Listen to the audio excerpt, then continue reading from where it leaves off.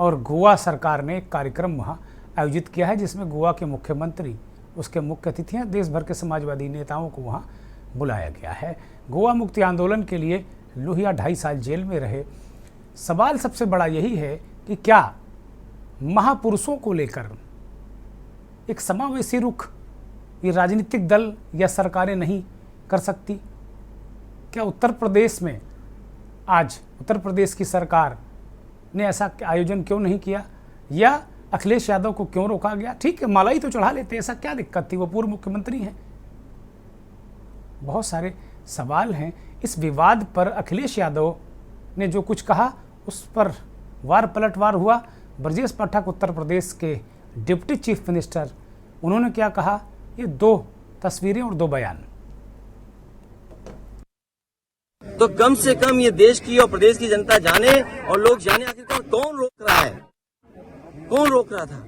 इसलिए मजबूरी में जिस तरीके से हर बार माल्यार्पण करने हम समाजवादी लोग आते थे, आप आवाज दबाने का काम कर रहे हैं उन समाजवादियों को, उन आने वाली पीढ़ी को जो देश के लिए कुछ करना चाहते हैं, सपना देखा है उन्होंने। ये वही म्यूजियम है जो पूरे उनके जीवन के बारे में बताता है, उसको बंद कर रहे हैं। अपनी कौन सी नाकामी छिपा रहे हैं, अपनी कौन सी ऐसी चीज छिपा रहे हैं जिससे जनता को नहीं आने देते।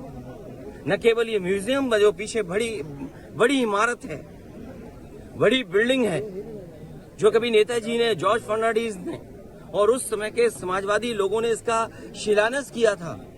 एक सरकार आई जिसने काम नहीं होने दिया, उसके बाद समाजवादी सरकार ने, पिछली सरकार ने इसको शुरू किया, और न केवल भारत में बल्कि अगर ये बिल्डिंग बनकर के तैयार हो जाती तो दुनिया में एक पहचान बनती। समाजवादी पार्टी को अराजकता, गुंडई पसंद है। आज समाजवादी पार्टी के राष्ट्रीय अध्यक्ष के आचरण से सिद्ध हो गया है।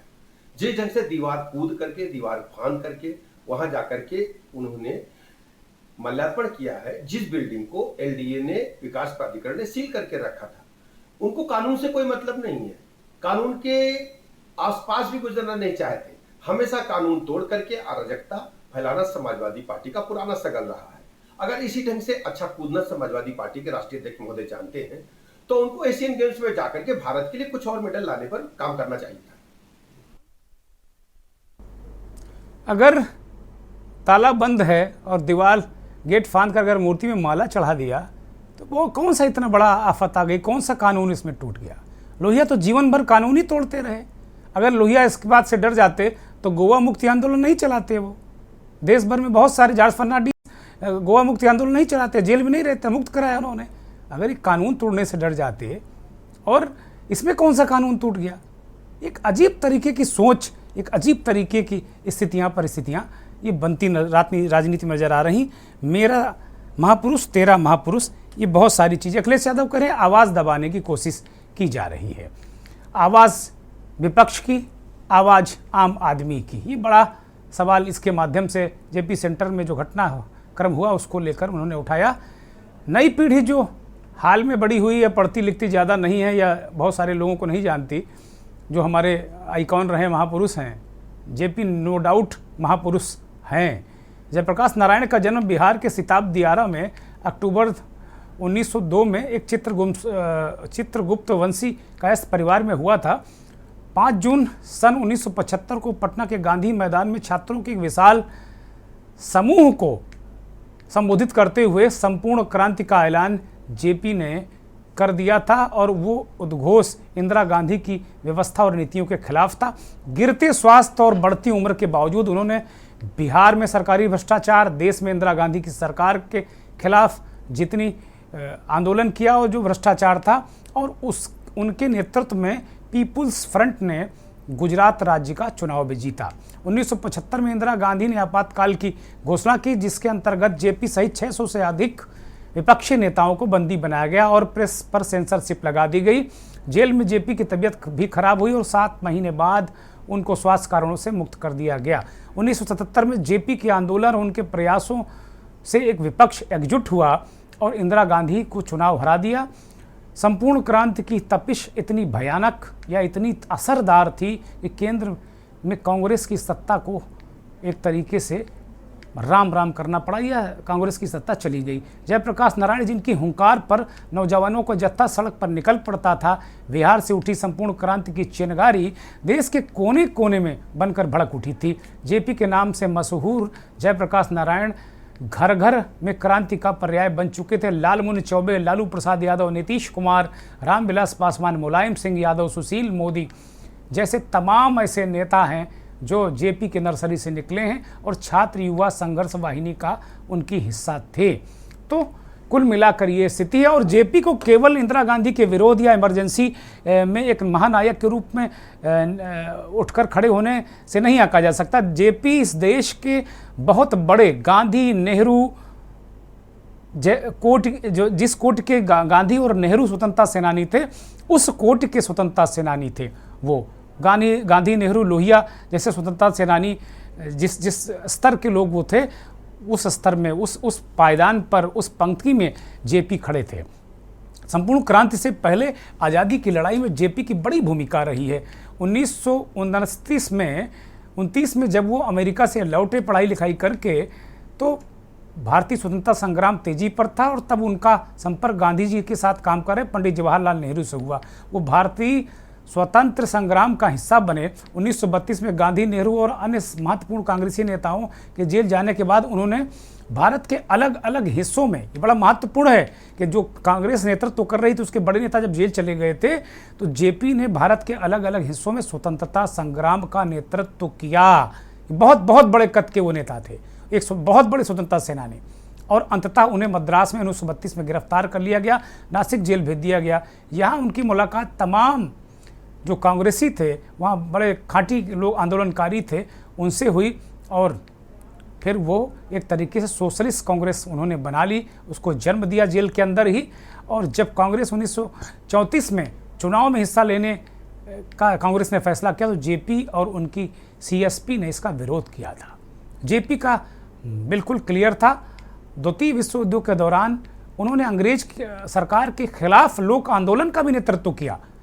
उन्होंने सरकार को किराया और राजस्व रोकने का अभियान चलाया। टाटा स्टील कंपनी में हड़ताल करा के यह प्रयास किया कि अंग्रेजों को इस्पात न पहुंचे। उन्हें गिरफ्तार कर लिया गया और 9 महीने की कैद की सजा सुनाई गई। जेल से छूटने के बाद उन्होंने गांधी और सुभाष चंद्र बोस के बीच सुलह भी कराने का प्रयास किया। उन्हें बंदी बनाकर मुंबई की आर्थर रोड जेल में रखा गया और 1942 में भारत छोड़ो आंदोलन के दौरान वे हजारीबाग जेल से फरार हो गए थे।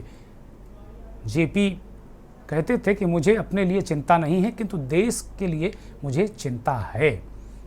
उन्होंने स्वतंत्रता संग्राम के दौरान हथियारों के प्रयोग को सही ठहराया था। उन्होंने नेपाल जाकर आज़ाद दस्ते का भी गठन किया था और प्रशिक्षण भी दिया था। उन्हें एक बार फिर पंजाब में चलती ट्रेन में 1943 में गिरफ्तार कर लिया गया था। 16 महीने बाद 1945 में उन्हें आगरा जेल में लाया गया और इसके उपरांत गांधी जी ने साफ कर दिया था कि डॉक्टर लोहिया और जेपी की रिहाई के बिना अंग्रेज सरकार से कोई समझौता नामुमकिन है। दोनों को अप्रैल 1946 में आज़ाद कर दिया गया। तो ये जेपी का कद है, ये जेपी का कद है। बहुत सारी उनके बारे में बातें हैं, जितना भी कहा जाए उतना कम है।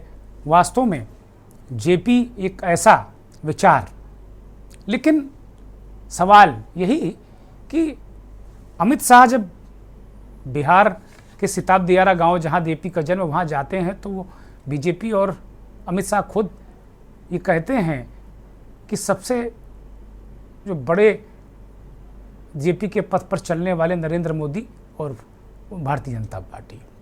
नरेंद्र मोदी भी बिहार और जो अन्य जगह जाते हैं, भाषणों में, सभाओं में जब जाते हैं, तो वो जेपी का असली झंडा बरदार बताते हैं कि जेपी की नीतियां रीतियां पर भारतीय जनता पार्टी ही चल रही है। लेकिन विपक्ष इस बात को बार बार कह रहा है कि भाई जेपी अगर आज होते, अखिलेश यादव ने बात कही कि जेपी आज होते तो जो इस समय स्थितियां हैं, फासिस्टवादी सरकार वो कह रहे हैं, और जिस तरह की परिस्थितियां हैं, इमरजेंसी से बदतर हालात हैं, ऐसा विपक्ष के लोग बार बार कहते रहते हैं। तो वो कह रहे हैं कि जेपी खुद भी एक बड़ा आंदोलन खड़ा करती है। सवाल सबसे बड़ा यही है कि क्या जेपी के कैरेक्टर और कद का कोई नेता है क्या आज? जेपी कांग्रेस के खिलाफ खड़े हुए थे, उस शक्तिशाली कांग्रेस के जिसकी लीडर इंदिरा गांधी थी, और ऐसा लग रहा था कि जीवन में कभी इनकी सरकार जा ही नहीं सकती। जैसा आज के दौर में लग रहा है कि भाई नरेंद्र मोदी की सरकार बहुत अच्छा काम कर रही है, अजेय है, अपराजेय है, लेकिन विपक्ष कह रहा है ये कुछ भी अपराजेय नहीं है। लेकिन महापुरुषों पर राजनीति, महापुरुषों को लेकर आज मंथन में सवाल यही है कि एक तो इस तरह के जो दृश्य हैं, इस तरह की चीज़ें हैं जो अखिलेश यादव कह रहे हैं कि भाई ऐसा क्या छिपा रहे हैं। आज जयंती थी तो कम से कम साफ सफाई करके जेपी को माला तो डाली जा सकती थी। मैं तस्वीर वो देख रहा था, अगर वो तस्वीर हो तो साथ ही दिखाएं कि जेपी की जो प्रतिमा है वो बदरंग हो गई है। अखिलेश यादव कह रहे हैं कि यही सब जो चीज़ें हैं वो छुपाने की कोशिश की जा रही है। लोहिया भी कहा करते थे कि जो लोग जिंदा कौमें 5 साल इंतजार नहीं करती, जो लोग आंदोलन नहीं करते, वो कभी उनको राजनीति छोड़ देनी चाहिए। हमारे साथ मेहमानों का पैनल जुड़ गया है। उत्तर प्रदेश के पूर्व कैबिनेट मंत्री, भारतीय जनता पार्टी के बहुत वरिष्ठ नेता सरजीत सिंह डंग साहब हमारे साथ जुड़े हैं। बहुत स्वागत, बहुत धन्यवाद, बहुत आभार। कांग्रेस के बहुत ही वरिष्ठ नेता, प्रवक्ता डॉक्टर हिलाल नकवी साहब हमारे साथ जुड़ गए हैं लखनऊ से। डॉक्टर साहब बहुत स्वागत, बहुत धन्यवाद, बहुत आभार आपका। मनोज यादव समाजवादी पार्टी के राष्ट्रीय प्रवक्ता, वरिष्ठ नेता हमारे साथ जुड़े हैं। मनोज भाई बहुत स्वागत, बहुत धन्यवाद, बहुत आभार। नवेद सिकू साहब उत्तर प्रदेश की राजनीति को बहुत वर्षों से कवर कर रहे, समझ रहे हैं, वरिष्ठ पत्रकार संपादक हमारे साथ जुड़े हैं। नवेद भाई बहुत स्वागत, बहुत धन्यवाद। डॉक्टर शाहिद सारंग मोहले साहब राजनीतिक विश्लेषक के तौर पर हमारे साथ जुड़े हैं, आपका बहुत स्वागत। समाज और राजनीति को बहुत अच्छी तरीके से समझने और जीने वाले राजनीतिक विश्लेषक गोविंद वर्मा जी हमारे साथ जुड़े हैं। वर्मा जी बहुत स्वागत, बहुत धन्यवाद, बहुत आभार आपका। मैं चर्चा की शुरुआत डंग साहब से ही करूंगा। डंग साहब, अगर वो माला पहनाने गए थे और माला पहना ही दिया था तो उसमें दिक्कत क्या हो गई? कैसा कानून टूट गया? कौन सा कानून टूट गया? लोहिया और जेपी तो जिंदगी भर यही करते रहे। अगर वो डरते कि कानून टूटेगा, गांधी जी ऐसा करते तो भी दिक्कत ही हो जाती ना, फिर हम और आप आजाद नहीं होते। डंग साहब, ऐसा कि हमारे उप मुख्यमंत्री जी ने बताया कि एलडीए ने उसको सील कर रखा है और उनको ये पहले से सूचना थी कि वो बंद पड़ा है। सवाल माल्यार्पण के लिए कोई विरोध नहीं है, हम स्वयं माल्यार्पण उनका करते हैं। हम जेपी, डॉक्टर राम मनोहर लोहिया, दीनदयाल उपाध्याय, इन लोगों ने जिन्होंने भारत के गरीब, पिछड़े, उत्पीड़ित वर्ग के लिए चिंतन किया है, वो चिंतन की धारा थोड़ी बहुत भिन्न हो सकती है, मगर पूरी ईमानदारी से चिंतन किया है। सच्चाई क्या है? लोहिया जी और जयप्रकाश नारायण जी सदैव जातिवाद का विरोध करते, जाति भेद नहीं होना चाहिए, समाज को एक करना चाहिए, और उनके तथाकथित अनुयायी आज जातियों को लेकर के ही पूरी राजनीति उनकी उसी पर बनी हुई है। अच्छा, ये वाला दर्द है। उन्होंने सुनिए, उन्होंने परिवारवाद को कभी उन्होंने अपना है परिवार बनाया ही नहीं। सच बात तो यह है कि पूरा का पूरा जीवन इन दोनों महापुरुषों ने, बल्कि तीनों महापुरुषों ने, दीनदयाल जी ने पूरे समाज को दे दिया। कभी अर्थ का संग्रह नहीं किया, कभी कोई मकान नहीं खरीदा, यहां तक कोई जायदाद नहीं खरीदी। और ये इनके तथाकथित अनुयायी क्या क्या संग्रह कर रहे हैं, कैसे परिवारवाद का शासन पीढ़ी दर पीढ़ी चल रहा है। पीढ़ी दर पीढ़ी नहीं, जो दूर दूर के रिश्तेदार हैं वो भी। याद कर लीजिए, एक समय ऐसा था कि इस यादव, मुलायम सिंह यादव जी के परिवार का जो 21 वर्ष का हो गया, वो किसी न किसी पद पर था। तीसरी बात जो मुझे बहुत चुभती है, जयप्रकाश नारायण जी ने आपातकाल, जबकि लोगों की जबान बंद कर दी गई थी, प्रेस के ऊपर नियंत्रण था, यानी अंग्रेजों का राज्य भी शायद इतना उसने इस तरह से स्थिति नहीं बनाई थी। खड़े हुए, उनके पीछे सब लोग जुटे, सब लोग, मैं सब लोग का मतलब हर विचारधारा के लोग जुटे और जुट करके उस आपातकाल का विरोध किया जो कांग्रेस की प्रधानमंत्री श्रीमती इंदिरा गांधी द्वारा लगाया गया था। अब आज इनके तथाकथित अनुयायी INDIA में खड़े होकर के उनके पिछलग्गू बने हुए हैं। यानी यह केवल सत्ता तक पहुंचने का नाटक है और जनता इस सारे नाटक को खूब ध्यान से देख रही है। और नाटकों का देखिए, कोई आदमी यह सिद्ध करने के लिए मैं हिंदू हूं, कुर्ते के ऊपर जनेऊ पहन ले, क्या जनता इतनी आज मैं राहुल गांधी पे नहीं जाऊंगा, आज जेपी और इसी पे रहूंगा, समाजवाद प्रश्न नहीं है, मैं समाजवाद पे रहूंगा आज, मैं उधर नहीं जाऊंगा। केवल उदाहरण दे रहा हूं। हाँ। तो कोई केवल माला पहनाने से ही श्रद्धा नहीं रखता है। अरे भाई, जो लगातार माला पहना रहा है तो उसको रोक क्यों रहे हैं आप? ठीक है, उसकी श्रद्धा में, श्रद्धा का पैमाना बीजेपी और सरकार तय करेगी क्या? एलडीए ने सील, एलडीए तय करेगा श्रद्धा का पैमाना। आपको पता है कि जाते हैं वो, उनको लिखित सूचना थी, उनको जयप्रकाश जी का बनाना था।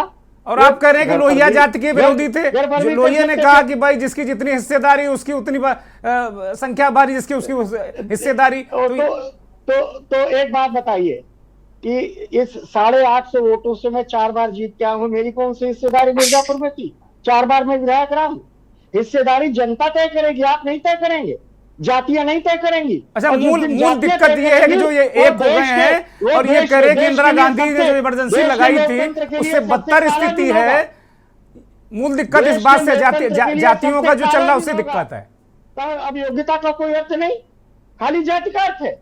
तब ईमानदारी का कोई अर्थ नहीं, कोई महापुरुषों के। ठीक है डॉक्टर साहब, मैं आऊंगा, चूंकि बहुत सारे लोग पैनल में हैं, मैं प्रारंभिक तौर पर सबको ले लूं, फिर मैं आऊंगा बिंदुओं पे। डॉक्टर हिलाल लखवी, अभी आपने डंग साहब को सुना, बहुत ही मैच्योर बड़े वरिष्ठ नेता हैं, वो इस बात को कह रहे हैं कि भाई ये सब लोग, आपने सुना ही कि सब लोग ऐसे ही हैं। कांग्रेस में बहुत सारे उन्होंने आक्षेप लगाए, इंदिरा जी की इमरजेंसी, वो कह रहे हैं कि भाई ये जेपी एक बहुत ईमानदार उस तरह के व्यक्ति थे और ये सब पॉलिटिकल है, ये सारी चीजें हैं। डॉक्टर साहब, देखिए डंग साहब जो है वो निश्चित रूप से बहुत ही एक सीनियर भारतीय जनता पार्टी के नेता हैं, लेकिन विचारधारा तो भारतीय जनता पार्टी की है ना। भारतीय जनता पार्टी लगातार इस बात का विरोध करती चली आई है जिसको हम रिजर्वेशन कहते हैं। हर तरह से इन्होंने इसका जो है विरोध किया है और इसी वजह से वो इस बात का भी विरोध करते हैं कि जिसकी जितनी संख्या भारी उसकी उतनी हिस्सेदारी। निश्चित रूप से डंग साहब जो है वो आरएसएस की जो लाइन है उसी के ऊपर बोलेंगे, वो उनकी मजबूरी भी है। रही बात जयप्रकाश नारायण जी की, तो जयप्रकाश नारायण जी के जब उन्होंने अपनी जनता पार्टी बनाई थी तो जनसंघ उसी में मर्ज हो गई थी और बाद में फिर जनसंघ ने उसका साथ छोड़ दिया था और अपनी एक अलग राजनीतिक पहचान बनाई थी जो भारतीय जनता पार्टी के नाम से जानी गई 1980 में। आपको हमको सबको याद है। तो इस वजह से ये जो जयप्रकाश नारायण का मूवमेंट था उसके साथ इसलिए नहीं जुड़े थे क्योंकि वो मूवमेंट था, बल्कि वो इसलिए जुड़े थे क्योंकि इनको सत्ता में आना था। उस वक्त जिस तरह से जयप्रकाश नारायण जी की जो लोकप्रियता थी, उस लोकप्रियता को देखते हुए उन्होंने उनका साथ दिया था। आज की तारीख में उन्होंने जिस तरह से जयप्रकाश नारायण जी के जब माल्यार्पण करने के लिए अखिलेश जी गए उसको रोका है, वो अपने आप में दिखाता है कि किसी भी तरह का कोई भी डेमोक्रेसी या डेमोक्रेसी से रिलेटेड जनतंत्र से संबंधित अगर कोई भी प्रतीकात्मक रूप भी है तो उसका भी ये विरोध करे। जयप्रकाश नारायण जी के माल्यार्पण करने से एलडीए की कौन सी ईंट निकाल करके लिए जा रहे थे अखिलेश जी? वहां के पर अगर माल्यार्पण वो वहां पे कर रहे थे तो वहां कौन सी उन्होंने वो मूर्ति के साथ किसी तरह का छेड़छाड़ कर रहे थे? जाते माल्यार्पण करते हो चले आते। अरे वो उत्तर प्रदेश के पूर्व मुख्यमंत्री हैं हिलाल साहब, आपको पता ही है। कोई बेशक वो पूर्व मुख्यमंत्री रहे हैं और साथ ही साथ माल्यार्पण करना जो है अगर उसके ऊपर कोई रोक लगा रहा है तो ये एक बात स्पष्ट दिखाई देती है कि कितना घबराए हुए और परेशान है भारतीय जनता पार्टी कि वो इंडिया के जितने भी घटक दल हैं उनके हर चीज के ऊपर अपने जो इनके पुलिस है कभी उसको छोड़ेंगे, कभी ईडी को छोड़ेंगे, कभी सीबीआई को छोड़ेंगे और किसी भी प्रकार का कोई भी अगर लोकतांत्रिक कार्य हो रहा है तो उसमें ये व्यवधान उत्पन्न करेंगे। ये भारतीय जनता पार्टी का आज की तारीख की बौखलाहट और घबराहट का बहुत बड़ा एक दिखाई देता है कि किस बुरी तरह से ये बौखलाए और परेशान है। जाहिर सी बात है जब जयप्रकाश नारायण जी की बात की जाएगी, उनकी जो है समाजवाद की बात की जाएगी। अब ये जो है भारतीय जनता पार्टी ये सामाजिक न्याय नहीं कहती। आज तक की आपने कभी नहीं सुना होगा कि सामाजिक न्याय की बात करती हुई भारतीय जनता पार्टी वो कह रहे हैं जातिवाद है डॉक्टर साहब, वो कह रहे हैं जातिवाद है, ये जातवादी पार्टियां हैं, ये भ्रष्टाचारी हो, कह रहे पैसा इकट्ठा किया, बहुत सारी बातें उन्होंने बताई तो हैं। जी हाँ जी हाँ जी हाँ। अब जातिवादी की बात करते हैं तो जिस वक्त पूरे दिल्ली में पोस्टर लगाए थे कि कितने ओबीसी मंत्री हैं, वो क्या था? जब इन्होंने पहले राष्ट्रपति बनाया था वो शेड्यूल कास्ट के थे तो उनका इन्होंने क्या परिचय दिया था? शेड्यूल कास्ट से। जब अभी राष्ट्रपति बनाई गई हैं, उसको उन्होंने क्या परिचय दिया? शेड्यूल्ड ट्राइब के। और उन दोनं की हिस्सेदारी इतनी थी कि नया पार्लियामेंट बनाया और उसके अंदर उनको बुलाया तक नहीं, आमंत्रित तक नहीं किया। तो ये जो है, ये इनको जो ओबीसी से आते हैं या जो शेड्यूल कास्ट से लोग आते हैं, उनके प्रति इनकी ये श्रद्धा है और ये नफरत है। डॉक्टर साहब, मेरा एक गंभीर सवाल है, मैं माफी के साथ में आपको रोक रहा हूं, एक बहुत गंभीर सवाल है मेरा, वो चूंकि आपसे मुझे जवाब चाहता हूं। जेपी जैसे करेक्टर का व्यक्ति, एक महान स्वतंत्रता सेनानी, महान आंदोलनकारी, अब तो आंदोलनकारियों के लोग आंदोलनजीवी कहते हैं, जेपी भी बहुत बड़े आंदोलनजीवी थे, इसका मतलब ऐसे कोई व्यक्ति आपको दिख रहा है? क्योंकि आप लोग कह रहे हैं कि परिस्थितियां इंदिरा गांधी से बदतर हैं, इमरजेंसी से, और उसी तरीके से जेपी की तरह जो पूरा मोर्चा है वो बंद रहा है। बस ये है कि कांग्रेस के खिलाफ नहीं, अब बीजेपी के खिलाफ कांग्रेस और पूरा मोर्चा खड़ा हुआ। क्या कोई ऐसा माहौल, ऐसा कोई चेहरा दिख रहा है जो जेपी जैसा नेतृत्व कर सके क्या डॉक्टर साहब? देखिए, जितने भी हमारे महापुरुष में, जितने भी हमारे राजनीतिज्ञ हुए, उन सब ने अपनी जगह बनाई है और जो उनकी जगह है वो उन्हीं की जगह है। आज की तारीख में अगर कोई गांधी बनना की कोशिश करे या पंडित जवाहरलाल नेहरू बनने की कोशिश करे या कोई इंदिरा जी की तरह बनने की कोशिश करे या कोई जेपी जी की तरह बनने की कोशिश करे, तो निश्चित रूप से ये जो है, ये तुलना सही नहीं है। वो हालात, परिस्थितियां, उस वक्त की जो सियासत थी वो अलग थी, आज की हालात, परिस्थितियां और जो सियासत है वो बिल्कुल उस वक्त से अलग है। रही बात इसकी कि इमरजेंसी की, तो इमरजेंसी घोषित की गई थी, संविधान से घोषित की गई थी, जिसका कि बाद में इंदिरा जी ने स्वयं ने खेद जाहिर किया था। आज की तारीख में क्या है? अघोषित इमरजेंसी।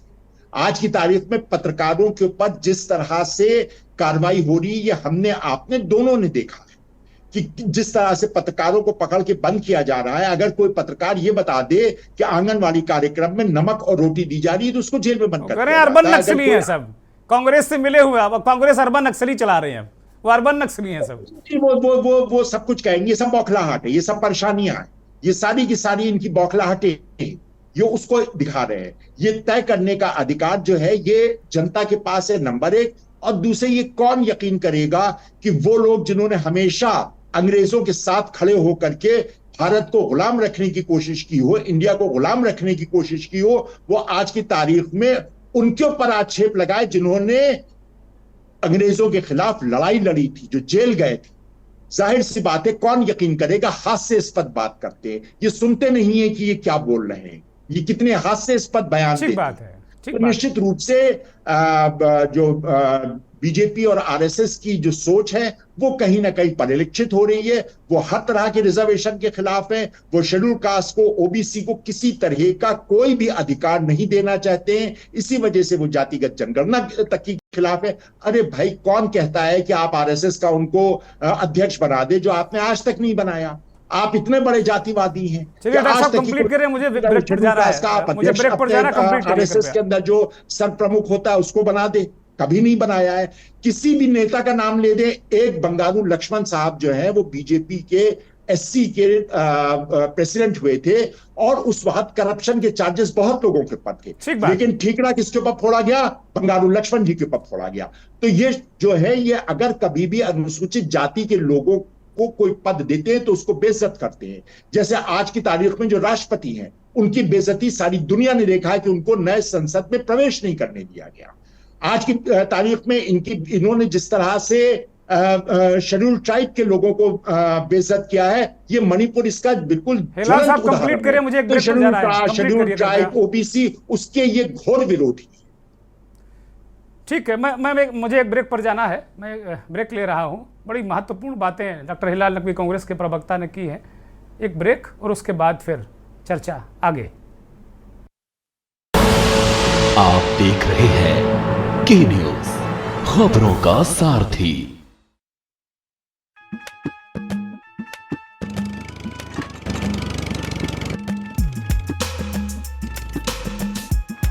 बड़ा धाकड़ है अपना विजेंद्र तो। अरे ताऊ, फसल के पूरे दाम सीधे खाते में आते हैं इसकी। फसल बीमा के लिए दफ्तरों के चक्कर नहीं लगाता ये। इसे कुछ भी परेशानी होती है तो झट से ऑनलाइन जाता है और इसका काम हो जाता है। अरे विजेंद्र, ऐसी कौन सी धाकड़ पहचान है तेरी जो तेरा हर काम जल्दी जल्दी हो जाता? अपने वाले धाकड़ से। मतलब अरे ताऊ, अपने मोदी जी और मनोहर लाल जी, जो हम किसानों के पीछे मजबूती से खड़े, हम पे कोई भी मुसीबत आए उससे पहले ही उससे लड़े, तो हुए ना वो धाकड़। ये बात तो तूने सही कही बेटा। अब बीज से बाजार तक किसानों के साथ खड़ी है सरकार। फसल खरीद का 76,000 करोड़ का भुगतान सीधे किसानों के खातों में पहुंचाया, 7,000 करोड़ के बीमा क्लेम को सेटल करवाया और मेरी फसल मेरा ब्यौरा पोर्टल से किसानों को 72 घंटे के अंदर उनकी पैदावार का भुगतान कराया। जो ठाना वो कर दिखाया। देखें कौन नया खिलाड़ी आया है, समझा देते हैं, प्यार से समझाएंगे। ये तो अपनी जुबान है। जुबान एक हो तो दिल भी एक होने चाहिए। विमल, बोलो जुबान केसरी। शादी का किचन मैं के जहां, गोल्डी किचन किंग मसाले 100% हो वहां। जहां जाए रिश्ते बढ़ाए गोल्डी मसाले। देखें कौन नया खिलाड़ी आया है, समझा देते हैं, प्यार से समझाएंगे। ये तो अपनी जुबान है। जुबान एक हो तो दिल भी एक होने चाहिए। विमल, बोलो जुबान केसरी। आप देख रहे हैं के न्यूज, खबरों का सारथी।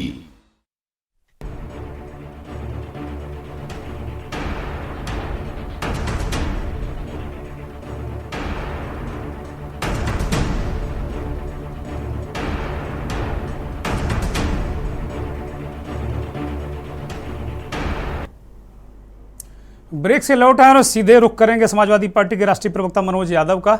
मनोज जी आज गुस्से में भरे बैठे हैं, मैं देख रहा था उनका चेहरा बहुत तमतमाए हुए हैं। मनोज जी, आप लोगों ने कानून तोड़ दिया।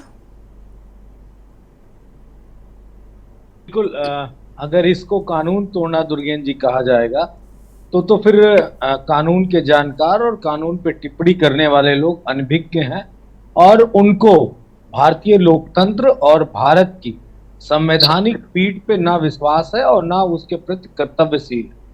मैं एक बात पूछना चाहता हूं, बड़ी बात कह गए आज डिबेट लोक नारायण जयप्रकाश जी पे थी और डिबेट लेके चले गए समाजवादी पार्टी और एक जाति से भैया दिक्कत है तो हमने तो ना बनाया था। और तुम्हारे काका नागपुर में बैठे होंगे डंग साहब, काका से पूछो किसने बनाया था। हमारे काय लगा दिया आपने ठप्पा, सीधे गलत किया था क्या जो आपने हमको यादव वर्ग में पैदा कर दिया। भाई ये हमने तो बनाई नहीं थी, जिसने बनाई है उसको कोसा करो, और अगर है तो कौन विरोध करता है। आज एक शादी अगर कोई व्यक्ति कर लेता है दूसरे धर्म में या दूसरी जाति में तो आपकी विचारधारा वाले लोग उसकी हत्या कर देते हैं। मैं एक नहीं सैकड़ों उदाहरण गिना सकता हूँ, हत्या कर देते हैं। लेकिन डंग साहब बेशर्मी के साथ आज की डिबेट में कुछ और ही बताने का प्रयत्न कर रहे हैं। लेकिन खैर, मैं एक बात पूछना चाहता हूं कि डंग साहब, क्या लोग प्रकाश जी का कुछ मतलब देश के प्रति कोई योगदान रहा या नहीं रहा, और अगर इस मूर्ति पे ना चढ़ाने जाते तो किस मूर्ति पे चढ़ाने जाते। थोड़ा सा मनोज भाई, कल लोहिया जी का जन्मदिन है और गोवा की सरकार ने वहां आयोजित किया है कार्यक्रम। केसी त्यागी और तमाम पुराने समाजवादी वहां मुख्य अतिथि के रूप में बुलाए गए हैं। तो ऐसा समावेशी माहौल उत्तर प्रदेश में क्यों नहीं बन रहा? इसलिए नहीं कि मेरा महापुरुष तेरा महापुरुष कैसे चलेगा? नहीं, उत्तर प्रदेश में इसलिए नहीं बन रहा है कि जो उत्तर प्रदेश में बैठे हैं ना भगवा पहन के, वो दिल्ली वालों से बड़ा अपने आप को हिटलर बताना दिखाना चाहते कि देखो मैं उनसे बड़ा हूं, मैं जो चाहूंगा वो होगा, जो नहीं चाहूंगा वो नहीं होगा। आदरणीय अखिलेश जी को आखिर ये क्यों करना पड़ा, इसके पीछे भी एक बड़ी बात। अखिलेश जी करें, आवाज दबाई जा रही। भाई कौन आवाज आपकी दबा रहा है? To the point Manoj ji बात करिए। हाँ, कौन आवाज दबा रहा? भाई डंग साहब करें, कोई आवाज नहीं दबा रहा। आप लोग जेपी लोहिया के फर्जी अनुयायी हैं, आपने पैसा इकट्ठा किया है। अरे तो जांच करा लो, ढपली बजाने के लिए सरकार में बैठे हो क्या? तैयार रहो, ईडी आने वाली है उत्तर प्रदेश में भी। नहीं, मैं कह रहा हूँ जांच कराओ ना, जिसके पास जी जेल काट आए हैं। हाँ तो जेल काट आए हैं। तुम्हारे यहाँ तो जमानतें न मिलेंगी डंग साहब, जमानतें ये प्रश्न नहीं है। अरे भाई धमकाओ मत भाई, मनोज यादव धमकाओ मत, अभी बाकी लोगों को भी लेना है, कंप्लीट करो। मेरे टाइम में मुझे बोलने दीजिए। टोटी तक तो चोरी करके डंग साहब डंग साहब क्या ये गलत है क्या? डंग साहब कृपया इंटरवीन न करें, कृपया। मनोज यादव मालूम है चिलम पीता है, मालूम है, हमें भी मालूम है। नहीं देखिए, किसी नेता के प्रति कोई आपत्तिजनक टिप्पणी कतई बर्दाश्त नहीं की जाएगी, गलत बात है। टिप्पणी करेंगे तो जवाब मत करिए भाई। मेरा नाम मनोज यादव है। शुरुआत आपने किया है, मत करिए डंग साहब, चर्चा को बर्बाद मत करिए। मैं आप लोगों से निवेदन कर रहा हूँ, कृपया मनोज यादव कंप्लीट करिए, मैं आगे जाऊंगा, बाकी लोग इंतजार कर रहे हैं। Manoj Yadav please, please. डंग साहब आप सीनियर लीडर हैं, डंग साहब आप वरिष्ठ नेता हैं, डंग साहब आप बहुत वरिष्ठ नेता हैं जी। हाँ बिल्कुल वरिष्ठ नेता है, तो एक दायरे में रहना चाहिए। दुर्गेन जी दायरा नहीं तोड़ना चाहिए। कंप्लीट करिए मनोज भाई, कंप्लीट करिए। अगर मैं कहता हूँ टोटी चोरी हुई, पैसा चोरी हुआ, भ्रष्टाचार हुआ, तो क्या हुआ? आप जांच क्यों नहीं करा लेते भाई? सिर्फ रोज कहा यार जेपी पे बात करो भैया, टोटी तो गई है। एक बात बता दूं, जीजा जी चोर हैं तो जीजा जी को जेल भेजो, भेजने में शर्म आती है क्या? इस तरह की बातें मैं इसलिए कह रहा हूँ कि जमानत पे है, बदनाम करती है। हाँ ठीक है, बदनाम करती है।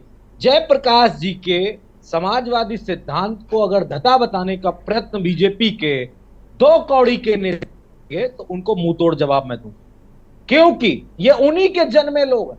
आपको दुर्गेन जी एक बड़ी बात बता दे रहा हूं आपके चैनल, बताइए।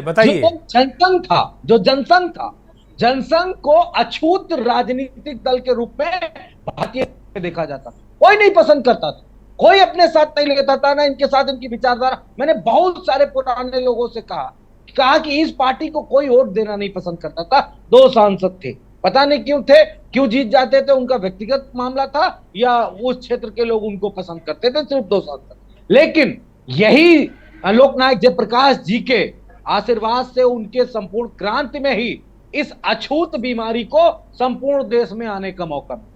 अछूत, आप जेपी की तारीफ कर रहे हो कि मतलब क्या कह रहे हो आज? मैं तारीफ ही कर रहा हूं। उन्होंने एक मौका दिया, क्योंकि भारतीय राजनीति की विचारधारा थी, तो उन्होंने मौका दिया। मनोज भाई कंप्लीट करिए, अब नवेद भाई के पास जाऊंगा। आप नवेद भाई भी सब्र खो रहे हैं कि भाई ज्यादा ही हो गया।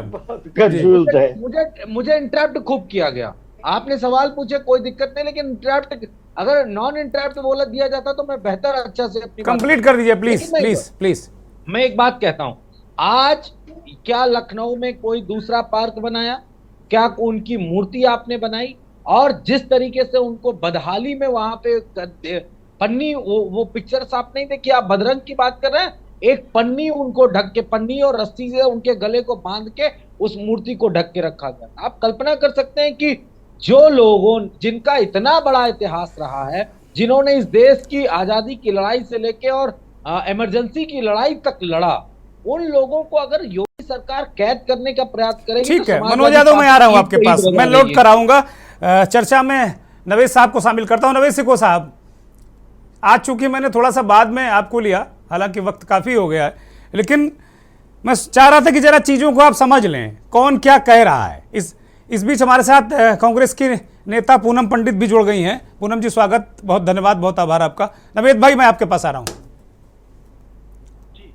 आपने जेपी जी के बारे में जो बताया, लोकनायक के बारे में जो बताया, मैं समझता हूं कि वाकई वो बहुत बड़ी शख्सियत है।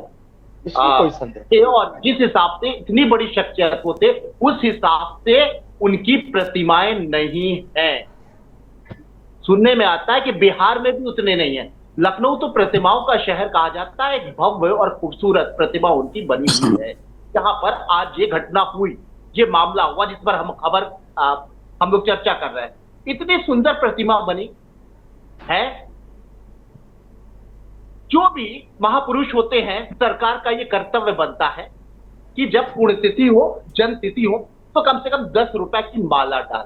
उत्तर प्रदेश, हजारों करोड़ के बजट वाला उत्तर प्रदेश, जननायक जेपी, वो जेपी जिन्होंने पहला नारा लगाया था कांग्रेस मुक्त, जिसको आज भाजपा नारा लगा रही है। कौन जेपी? जिन्होंने, जैसे भी अभी यादव जी ने कहा, कि पहली बार संघ को शरण दी थी, पॉलिटिकल सपोर्ट दिया था और अपने साथ शामिल किया था। वही जेपी जिन्होंने एक मजबूत कांग्रेस की सत्ता को उखाड़ दिया था, और जब वो प्रतिमा सामने आती है तो इस बात का प्रतीक होती है कि कांग्रेस ने किसी जमाने में तानाशाही की थी। वो आज के लिए पॉलिटिकल कारगर भी प्रतिमा, वो प्रतिमा जो आपके फायदेमंद के लिए है, देश के लिए, उसके विचार पूरे देश के लिए। उत्तर प्रदेश के हजारों करोड़ की सरकार ने 10 रुपए की गेंदा की माला भी पहनाना गवारा नहीं समझा। क्यों नहीं समझा? जबकि ये काम ही होता है सरकार का। सरकार का क्या काम होता है? 15 अगस्त 26 जनवरी सरकारी हवेलियों पर लाइट होती है। कोई महापुरुष उसका पुण्यतिथि है, उसका जन्म तिथि है, तो एक कम से कम ये एक फर्ज होता है कि सरकार का कोई नवेद भाई वो बिहार के कायस थे, स्पार्किंग नहीं है, जाति उनकी स्पार्किंग नहीं है, महापुरुष होंगे वो, जाति उनकी स्पार्किंग नहीं है। नहीं, लेकिन मैंने यही बात कही, लेकिन अगर पॉलिटिकल पॉइंट ऑफ व्यू से देखिए तो भारतीय जनता पार्टी के लिए भी वो मुफीद है, वो देश के लिए, उनके विचार देश के लिए। भाई मुझे अच्छी तरह याद है, अमित शाह जी गए थे, सिताब दियारा गांव गए थे, वो कह रहे थे कि सबसे बड़े अनुयायी जेपी के सबसे बड़े वारिस नरेंद्र मोदी अमित शाह हैं। उनको वैल्यू दी, लेकिन यूपी में, उत्तर प्रदेश में वो उनकी इतनी सुंदर प्रतिमा, ऐसी प्रतिमा मैंने नहीं देखी, और उनकी प्रतिमाओं की कमी है। जितनी बड़ी वो शख्सियत है उतनी बड़ी प्रतिमा उनकी मैंने नहीं देखी। ये बड़ी भव्य प्रतिमा है। मैं एक चीज जानना चाहता हूं भाजपा के साथी से, वहां क्या हो रहा है? क्या वो भूतिया महल हो गया है? क्या वो कंस्ट्रक्शन ढह रहा है? 7-8 साल पहले बिल्कुल पत्थर बना हुआ है, क्या वो ढह रहा है या कोई जलजला आने वाला है, या वहां कोई भूतिया महल हो गया है? उसे सील क्यों किया गया है? इसका जवाब दीजिए। अगर वो भ्रष्टाचार का शिकार है और वो बिल्डिंग, वो प्रतिमा गिरने वाली है, तो आप बंद कर दीजिए उस ठेकेदार को। वो ठेकेदार जो आज भारतीय जनता पार्टी की गोद में बैठा हुआ है, कल यादव जी का दोस्त था। क्या है? साफ करिए, क्या सील हो गया है साहब? 7-8 साल पुरानी बेहतरीन हजारों करोड़ की बनी हुई खूबसूरत भव्य एक वो बिल्डिंग बनी हुई है, उसमें वो भरभरा के गिर रहा है, या वहां भूत आ गए हैं, या कोई घोटाला हो गया है, या फिर वहां कोई रिनोवेशन हो रहा है। अगर रिनोवेशन हो रहा है तो आज महत्वपूर्ण दिन था, और हमेशा प्रतिमा खुले में होती है। आप सिंबॉलिक वे में इजाजत देते और बल्कि साथ आते, खुद भी सरकार की तरफ से भी मार्गदर्शन किया जाता, क्योंकि पुण्यतिथि और जन्म तिथि पर किसी भी प्रतिमा वो सूनी नहीं रहना चाहिए। ये परंपरा नहीं है, सरकारों की परंपरा है, देश की प्रतिमा है। और ये तो सनातनियों का देश है, जहां मूर्ति की पूजा की जाती है, जहां हर घर में एक प्रतिमा है, और हमारी ड्यूटी बनती है, हर हिंदू भाई की ड्यूटी बनती है कि वो प्रतिमा कोई भी, चाहे वो भगवान की हो चाहे महापुरुष की हो, वो सूनी नहीं हो। अगर साल में एक दिन पुण्यतिथि पर भी वो सूनी है, और इतना सा इंतजाम भी नहीं हो पा रहा है कि रिनोवेशन हो रहा है, तो होने दीजिए, 1 घंटे के लिए रुकवा लीजिए, व्यवस्था कर लीजिए। इतना बड़ा प्रदेश है, इतने अफसर है, एक माला डालने के लिए 10 मिनट के सरकार को, मैं अखिलेश यादव पे नहीं जा रहा हूं, सरकार को समय क्यों नहीं मिला? जबकि भारतीय जनता पार्टी का शीर्ष नेतृत्व आज इसी पुण्यतिथि में उनको। पाठक जी कह रहे हैं कानून तोड़ दिया, इसके लिए आ गए वो तुरंत। पाठक जी वीडियो जारी करके आ गए, कानून तोड़ दिया। अरे लोहिया ने जिंदगी भर कानून तोड़ा, जेपी ने जिंदगी भर कानून तोड़ा, गांधी जी कानून ही तोड़ते रहे। मिल सकता था, क्यों नहीं मिल सकता था? भाई पुण्यतिथि पर प्रतिमा सूनी नहीं होना चाहिए, और वो बहुत बड़ी हस्ती। नवीन भाई कंप्लीट कीजिए, मैं जरा गोविंद जी के पास जाना चाह रहा हूँ, गोविंद वर्मा जी के पास। पालन हो रहा है तो कानून को तोड़ दो। जेपी ने कानून को कई बार तोड़ा, जेपी की पहचान भी यही थी कि कानून तोड़ दो अगर वो तानाशाही से उसकी सूरत मिल रही है। जेपी ने एक बार कानून नहीं तोड़ा, उसने पूरी सरकारें तोड़ दी, वो इतनी बड़ी ताकत थी। हाँ, लेकिन अखिलेश यादव ने जो भी किया उसमें उनके कार्यकर्ताओं को, उनको बहुत ही ऊर्जा मिली होगी, अच्छी बात है।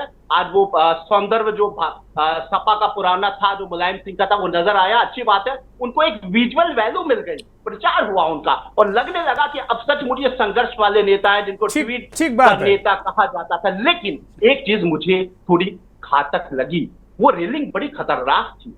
बल्लम जैसे उसमें जो रॉड लगे हुए थे वो घातक थे। इतना बड़ा नेता अगर ऊपर चढ़ के फांद रहा है, अगर वो कार्यकर्ताओं में जोश आ जाता और वो भी चढ़ जाते, तो कम से कम 200 लोग पूरी तरह से आज बलरामपुर में होते, किसी अस्पताल में होते, सिविल या लोहिया अस्पताल में होते। ये सोचना चाहिए था अखिलेश यादव को। अच्छी बात है, उनको पॉलिटिकल फुटेज मिला, उनको एक विजुअल वैल्यू मिली, वो जमीनी नेता कहलाए। वो उनको लगा कि उन्होंने जो है वो जेपी की विरासत को संभाल के आगे क्रांति पैदा करेंगे। ठीक है, पॉलिटिकल माइलेज उनको मिलना चाहिए, लेकिन बेहतर ये होता कि अगर वो गेट नहीं खुलाता, वहां धरने पे बैठ जाते, तो कहते ये गेट खोलिए, मुझे 10 मिनट का समय दीजिए, श्रद्धा सुमन अर्पित करेंगे। जो फाने हैं वो उसकी विजुअल वैल्यू तो बहुत है, लेकिन जो कार्यकर्ताओं में जोश था, अगर वो बेतहाशा वो कार्यकर्ता, वो बहुत ही खतरनाक रैली थी जो देखने में तस्वीरें आ रही है। नवेद भाई लौटूंगा आपके पास, मैं आ रहा हूं गोविंद वर्मा जी के पास जाऊंगा। नवेद भाई, गोविंद वर्मा जी, नवेद सिक्को कह रहे हैं कि अखिलेश यादव को, आप समाजवाद को बहुत अच्छी तरह समझते हैं, अखिलेश यादव को इससे पॉलिटिकल माइलेज मिलेगा, उनके कार्यकर्ताओं में जोश आएगा कि ठीक है अब आंदोलन की राह है, संघर्ष। जेपी भी कहते थे भाई आंदोलन करो, लोहिया भी कहते थे आंदोलन करो। गोविंद वर्मा जी। जेपी जी एक महान नेता, राजनीतिक, सामाजिक विचारक, आर्थिक विचारक, बहुत बड़े नेता थे। वो जन जन के नायक थे। जन जन नायक मीन्स होता है कि बच्चे बच्चे का नेता, हर एक बच्चा चाहने वाला देश का, वो जन नायक होता था। अखिलेश जी तो एक चिंगारी है उनकी। अगर हम थोड़ी बड़ी चिंगारी समझें आज के समाज में या आज के समय में, तो हम राहुल गांधी की थोड़ी सी छवि देख रहे, चिंगारी की भड़क रही है कि शायद वो आंदोलन राहुल गांधी फिर उसी तरीके से तान दें जैसा कि जेपी साहब ने ताना था। ये मेरा मानना है। कांग्रेस के लोग उन्हें जननायक कहने लगे हैं, लोकनायक की तर्ज पर। किसको सर? राहुल गांधी को जननायक कहने लगे, लोकनायक की तर्ज पर। कहना अलग चीज है, जब तक पूरी जनता देख नहीं लेगी, भाई बहुत छोटी चिंगारी है। अगर इस तरीके से जनता बढ़ावा दे देगी कि आप जननायक हो गए, तो निश्चित तौर पर ये फेल हो जाएंगे। निश्चित तौर पर हम लिख करके दे सकते हैं इनको। दूसरा हमारा काम ये है, कहने का मतलब ये है कि अब लड़ाई दोनों, फाइट टू फाइट दोनों की है, भाजपा की भी है, कांग्रेस की भी है। यानी कांग्रेस मीन्स इंडिया और एनडीए दोनों के हम देखते हैं। ये जो सब काम हो रहे हैं कि माला नहीं चढ़ाने दिया, वहां सफाई नहीं करने दी, ये काम था प्रदेश सरकार का कि पहले से ही माला वहां चढ़ाना चाहिए था सरकार के नुमाइंदों को। उप मुख्यमंत्री जी कह रहे गुंडों की पार्टी है। अभी अभी सुना मैंने। अरे भाई, सबसे ज्यादा गुंडे तो भाजपा में भरे हैं। आप बताइए क्या कह रहे हैं, क्या कह रहे हैं आप? 100% मैं कह रहा हूँ, कहाँ गुंडों की कमी है? आप बताइए। दिल्ली में इतना बड़ा आंदोलन हुआ। अभी नवेद भाई कह रहे थे कि वही ठेकेदार इधर, कोई ठेकेदार इधर, तो क्या गुंडे भी ट्रांसफर हो रहे हैं क्या इधर उधर वाले? भाजपा वाले कहेंगे सपा वाले गुंडे आ गए। पार्टी में गुंडों की और पूंजीपतियों की कहीं कमी नहीं है। जो जितनी बड़ा पूंजीवादी, जो जितना बड़ा गुंडा, वही उतना बड़ा मंत्री और राजनीतिक है आज के समय में। आज के 40 साल बड़ी डिफॉर्मेटरी बात कह रहे हैं आप, बहुत डिफॉर्मेटरी बात कह रहे हैं गोविंद वर्मा जी। आप वकील भी हैं, आप हाई कोर्ट के वकील भी हैं। खुले मन से कह रहा हूं, तहे दिल से कह रहा हूं ये बात। मैं डरने वाली बात नहीं। कल भेजना हो जेल, कल भेज दे, कोई भी भेज दे, कहीं की पार्टी भेज दे, लेकिन दोनों पार्टियों में, वो चाहे एनडीए हो और चाहे इंडिया ठीक है, मैं लौटूंगा, मैं लौटूंगा दोनों में। और पूंजीपतियों के भरमार है। दूसरी चीज हम ये कहना चाहते हैं जी, पूंजीपत की बात अभी कर रहे थे गंग साहब, पूंजीपत है, उसमें तमाम चंदा इकट्ठा कर लिया। पूंजीपति नहीं, भ्रष्टाचारी हैं वो कह रहे हैं, पूंजीपति नहीं कह रहे हैं वो जी। मेरी बात सुनिए, सबसे ज्यादा जो है चंदा तो उगाही भाजपा ने इस शासनकाल में की गई है। आप देख लीजिए, 5400 करोड़ रुपए के बांड, राजनीतिक बांड जो है सबसे ज्यादा खरीदे गए। चलिए उस पर चर्चा करेंगे, सुप्रीम कोर्ट में सुनवाई भी है। मैं गोविंद जी आता हूं, मैं पूनम पंडित को एक ले लेता हूं। पूनम पंडित, मतलब ये तक गोविंद जी नहीं है, कहीं छूते नहीं है। गोविंद जी मैं रोक रहा हूं आपको, गोविंद जी मैं रोक रहा हूं। बहुत सारे आरोप हैं, ढंग साहब बाद में जवाब देंगे। पूनम पंडित, कुल मिलाकर इस तरह की चीजें जो महापुरुषों को लेकर हो रही हैं, वो कह रहे हैं कि भाई अगर वहाँ कोई कानूनी रूप से बंद था, चीज़ें थी तो रोक दिया जाता, सारी चीज़ें रोक दिया गया है, तो उसमें फिर क्यों गए अखिलेश यादव? क्या इसको किस रूप में देखा जाना चाहिए? बहुत सारे लोग कह रहे हैं और वो आरोप लगा रहे हैं कि ये जानबूझकर ये क्रिएट किया गया है, माहौल क्रिएट किया गया, माहौल बनाया गया है। देखिए, इस देश में जो हमारे महान पुरुष हैं, जो हमारे स्वतंत्रता सेनानी हैं, जिनकी वजह से हमें ऊर्जा मिलती है, हिम्मत मिलती है, ताकत मिलती है, उनकी प्रतिमा अगर माला के बिना सूनी रहे तो कहीं ना कहीं ये उनकी शहादत पर भी एक कहूंगी मैं कि छलावा है। और इस देश में हमारे महान पुरुष जो हैं उनकी प्रतिमा पर अगर माला चढ़ा दी, जो काम सरकार का है, देखिए उनका नारा तो वो इस्तेमाल करेंगे, जेपी जी ने जो भी नारा दिया हमारे नवेद भाई बता रहे थे उसका तो ये इस्तेमाल करेंगे, लेकिन उनको माला कोई नेता चढ़ाए या कोई विपक्ष का नेता चढ़ाए या कोई जनता का नेता चढ़ाए तो इनको वो गवारा नहीं है।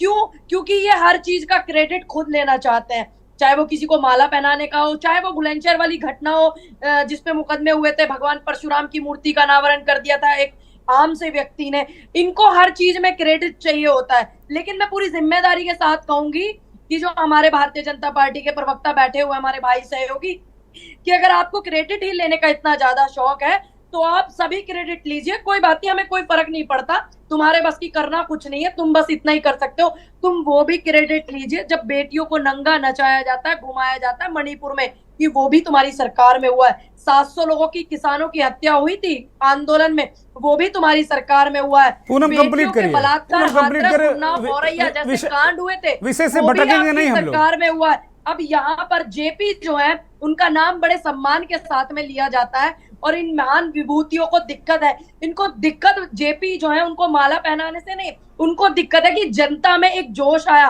और उनके कार्यकर्ता, अखिलेश जी ने जो काम किया है उनके कार्यकर्ताओं में जोश आया, उनको हिम्मत मिली। मैं लौटूंगा पूनम, चूंकि सारंग जी को हम नहीं ले पाए।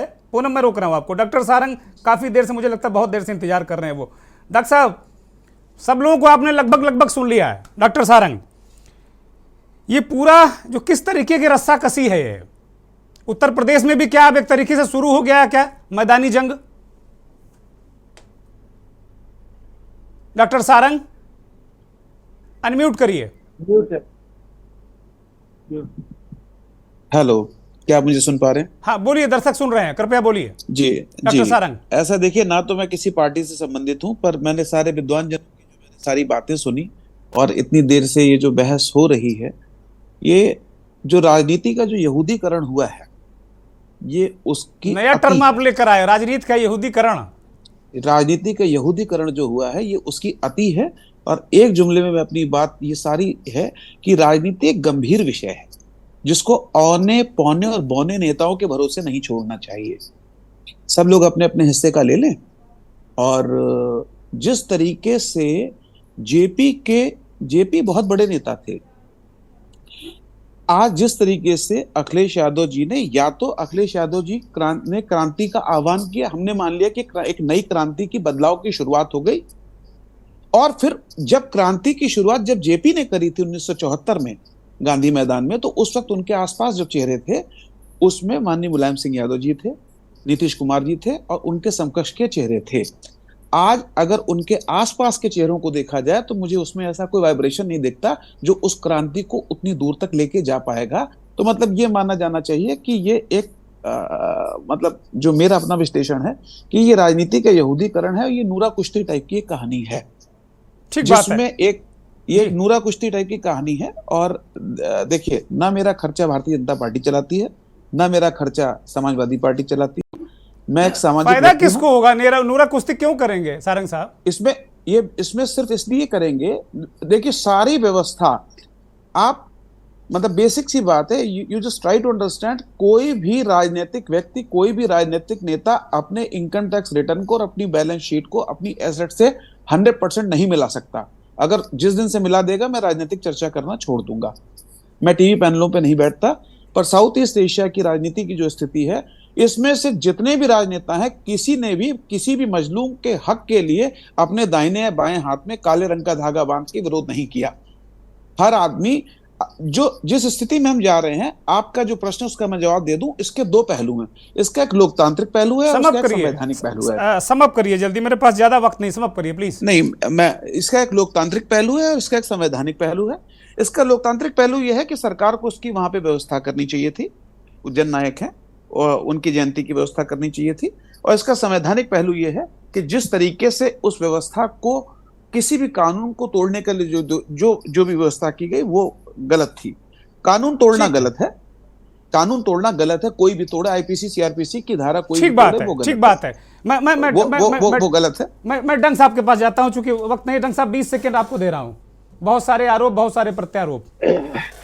देखिए, चाहे कोई कुछ भी कहे, जयप्रकाश नारायण जी के व्यक्तित्व को, महनीय व्यक्तित्व को कोई छोटा नहीं कर सकता, चाहे वो कोई भी हो, चाहे डॉक्टर लोहिया हैं, दीनदयाल उपाध्याय हैं, ये इस प्रकार के नाम हैं जिनकी महानता में किसी प्रकार से कोई दाग लगाना चाहे तो संभव नहीं है, नंबर 1। नंबर 2, किसी का अनुयायी अपने को कहना और उनके बताए हुए मार्ग पर चलना, दोनों में बहुत अंतर है। आप ये अच्छी तरह से जानते हैं कि समाजवादी पार्टी की सारी राजनीति जाति और मजहब पर टिकी हुई है।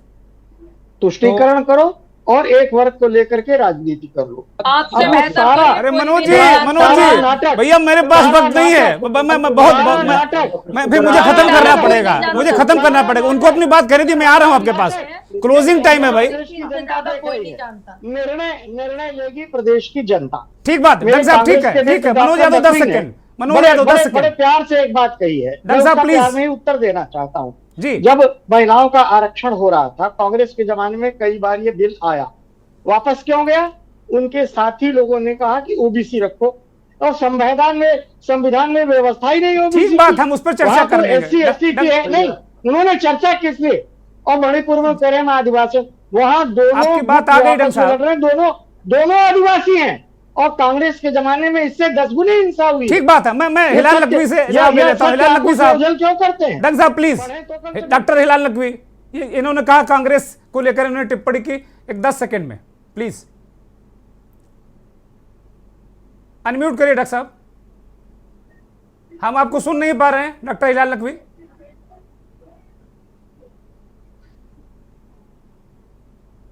नहीं सुन पा रहे हैं, आप करिए, बोलिए जी। आपको हमारी आवाज आ रही है? बोलिए कृपया जी। डंग साहब जो बात बोल रहे हैं वो शायद सुन नहीं रहे हैं क्या बात कह रहे हैं। अगर हमने संविधान के अंदर इसकी व्यवस्था नहीं थी तो ओबीसी का आरक्षण इस वक्त कैसे इस वक्त ओबीसी का आरक्षण हो रहा है? एक बात, और क्या संविधान को आपने खुद ने कई मर्तबा परिवर्तित नहीं किया है? एक मर्तबा और हो सकता था, सारे दल साथ में थे, आप उसके अंदर परिवर्तन अगर चाहिए था तो आप परिवर्तन कर देते।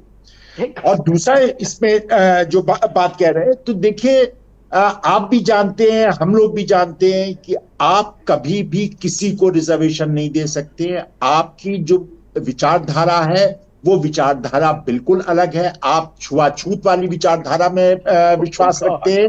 साथ ही साथ आपसे हमने पहले ही चैलेंज किया, आरएसएस का एक व्यक्ति बता दीजिए जो ओबीसी से आया हो और वो संघ संचालक बना हो, या वो एससी से आया हो, एसटी से आया हो, एक का नाम आप बता दीजिए, हम मान लेंगे। डॉक्टर साहब माफी के साथ में रोक रहा हूं, मनोज यादव के पास जाऊंगा 10 सेकंड। डॉक्टर साहब बराबर की मौका देते हैं, एक नाम आप बता माफी के साथ में रोक रहा हूं, मेरे पास अब वक्त नहीं। मनोज यादव 10 सेकंड, फिर फाइनल कमेंट नवेद भाई 10 second. Manoj Yadav 10 second please. निश्चय ही ढंग से आपने एक बड़ी बात कही और उसके लिए मैं उनको धन्यवाद दूंगा कि कोई भी हो लोकनायक जयप्रकाश जी के कद को छोटा नहीं कर सकता, ना दागदार कर सकता। निश्चय ही आज उन्होंने प्रयत्न किया, उत्तर प्रदेश की सरकार ने प्रयत्न किया कि उनको दागदार किया जाए और उनको अनभूला सा किया जाए, उनकी जो पुण्यतिथि है उसके अवसर पे वहां न जाया जाए। ये बात स्पष्ट कर दी कि बीजेपी की मंशा ये थी, लेकिन ढंग साहब को मैं सैल्यूट करूंगा कि उन्होंने इस बात को कहा। वो माफ करिएगा पुण्यतिथि तो उन्होंने कहा, तो उसके लिए मैं उनको धन्यवाद देता हूँ जी। नवेद भाई 10 सेकंड। मुझे लगता है कि आज की जो घटना है वो समाजवादी पार्टी को फायदा पहुंचाने वाली है, और ये चूक योगी के अधिकारियों की है जिन्होंने समाजवादी पार्टी के एक बड़े नेता को एक पॉलिटिकल माइलेज दे दिया, और कहीं ना कहीं उनमें विपक्षी दल को जोश आया। जेपी का जिक्र हुआ, इमरजेंसी का जिक्र ही बात नहीं है, तानाशाही के खिलाफ, सरकार के खिलाफ लड़ने की एक ट्रेनिंग का एक सीन नजर आया। और आज के बाद में, कम से कम इस घटना के बाद में, अब ये बात कम कही जाएगी कि अखिलेश यादव सिर्फ ट्विटर के राजनेता है, वो सड़कों पर निकलने वाले। और बहुत बहुत शुक्रिया नवेद भाई, बहुत शुक्रिया सरजीत डंग साहब, बहुत शुक्रिया डॉक्टर हिलाल नकवी साहब, आपका ही बहुत बहुत धन्यवाद। गोविंद वर्मा जी, पूनम पंडित जी, नवेद सिको जी और डॉक्टर सारंग मोहिले साहब, बहुत बहुत धन्यवाद। बहुत बहुत आभार करोड़ों दर्शकों का जो मंथन को देखते हैं, हमारे खास कार्यक्रम और के न्यूज़ को देखते हैं। सवाल यही है कि ठीक है, कोई न कोई प्रतीक और महापुरुषों के साथ राजनीतिक दल जुड़े हैं, उनकी निष्ठाएं हैं, लेकिन दूसरे का सम्मान तो आपको करना पड़ेगा। समावेशी व्यवस्था से समाज और राजनीति दोनों चले, ऐसी मंशा जो भारत के लोकतंत्र की है और भारत का जन जन ऐसा चाहता है। बहुत बहुत धन्यवाद, नमस्कार। बोलिए जी, आपको हमारी आवाज आ रही है? बोलिए बोलिए कृपया। जी, डंग साहब जो बात बोल रहे हैं वो शायद सुन नहीं रहे हैं क्या बात कह रहे हैं। अगर हमने संविधान के अंदर इसकी व्यवस्था नहीं थी तो ओबीसी का आरक्षण इस वक्त कैसे है? कैसे इस वक्त ओबीसी का आरक्षण हो रहा है? एक बात, और क्या संविधान को आपने खुद ने कई मर्तबा परिवर्तित नहीं किया है? एक मर्तबा और हो सकता था, सारे दल साथ में थे, आप उसके अंदर परिवर्तन अगर चाहिए था तो आप परिवर्तन कर देते। और दूसरा इसमें जो बात कह रहे हैं, तो देखिए आप भी जानते हैं, हम लोग भी जानते हैं कि आप कभी भी किसी को रिजर्वेशन नहीं दे सकते। आपकी जो विचारधारा है वो विचारधारा बिल्कुल अलग है। आप छुआछूत वाली विचारधारा में विश्वास रखते हैं। साथ ही साथ आपसे हमने पहले ही चैलेंज किया, आरएसएस का एक व्यक्ति बता दीजिए जो ओबीसी से आया हो और वो संघ संचालक बना हो, या वो एससी से आया हो, एसटी से आया हो, एक का नाम आप बता दीजिए, हम मान लेंगे। डॉक्टर साहब माफी के साथ मैं रोक रहा हूं, मनोज यादव के पास जाऊंगा 10 सेकंड। डॉक्टर साहब बराबर की मौका देते हैं, एक नाम आप बता माफी के साथ मैं रोक रहा हूं, मेरे पास अब वक्त नहीं। मनोज यादव 10 सेकंड, फिर फाइनल कमेंट नवेद भाई 10 second. Manoj Yadav 10 second please. निश्चय ही डंग साहब ने एक बड़ी बात कही और उसके लिए मैं उनको धन्यवाद दूंगा कि कोई भी हो, लोकनायक जयप्रकाश जी के कद को छोटा नहीं कर सकता, ना दागदार कर सकता। निश्चय ही आज उन्होंने प्रयत्न किया, उत्तर प्रदेश की सरकार ने प्रयत्न किया कि उनको दागदार किया जाए और उनको अनभूला सा किया जाए। उनकी जो पुण्यतिथि है उसके अवसर पे वहां न जाया जाए। ये बात स्पष्ट कर दी कि बीजेपी की मंशा ये थी, लेकिन डंग साहब को मैं सैल्यूट करूंगा कि उन्होंने इस बात को कहा। वो माफ करिएगा, पुण्यतिथि तो उन्होंने कहा, तो उसके लिए मैं उनको धन्यवाद देता हूँ। जी नवेद भाई 10 सेकंड। मुझे लगता है कि आज की जो घटना है वो समाजवादी पार्टी को फायदा पहुंचाने वाली है, और ये चूक योगी के अधिकारियों की है जिन्होंने समाजवादी पार्टी के एक बड़े नेता को एक पॉलिटिकल माइलेज दे दिया, और कहीं ना कहीं उनमें विपक्षी दल को जोश आया। जेपी का जिक्र हुआ, इमरजेंसी का जिक्र ही बात नहीं है, तानाशाही के खिलाफ, सरकार के खिलाफ लड़ने की एक ट्रेनिंग का एक सीन नजर आया। और आज के बाद में, कम से कम इस घटना के बाद में, अब ये बात कम कही जाएगी कि अखिलेश यादव सिर्फ ट्विटर के राजनेता है, वो सड़कों पर निकलने वाले और बहुत बहुत शुक्रिया नवेद भाई, बहुत शुक्रिया सरजीत डंग साहब, बहुत शुक्रिया डॉक्टर हिलाल नकवी साहब, आपका भी बहुत बहुत धन्यवाद। गोविंद वर्मा जी, पूनम पंडित जी, नवेद सिको जी और डॉक्टर सारंग मोहिले साहब, बहुत बहुत धन्यवाद। बहुत बहुत आभार करोड़ों दर्शकों का जो मंथन को देखते हैं, हमारे खास कार्यक्रम और के न्यूज़ को देखते हैं। सवाल यही है कि ठीक है, कोई न कोई प्रतीक और महापुरुषों के साथ राजनीतिक दल जुड़े हैं, उनकी निष्ठाएं हैं, लेकिन दूसरे का सम्मान तो आपको करना पड़ेगा। समावेशी व्यवस्था से समाज और राजनीति दोनों चले, ऐसी मंशा जो भारत के लोकतंत्र की है और भारत का जन जन ऐसा चाहता है। बहुत बहुत धन्यवाद, नमस्कार।